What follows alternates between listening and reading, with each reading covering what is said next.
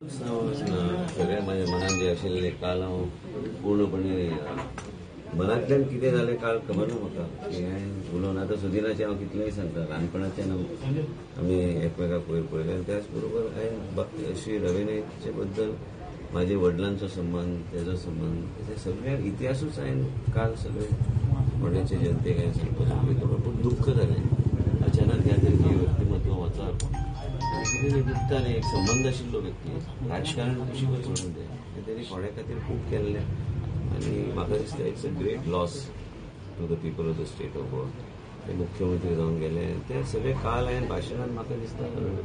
श्री रविनाथ बद्दल पूर्ण हांवें प्रत्येक प्रकल्प प्रत्येक गोश्ट प्रत्येक जे म्हाज्या मनान आशिल्लें तें हांवें उलोवपाचो उलोवन म्हाजें कितें आयलें खबर ना हांवें सगळें उलयलें काल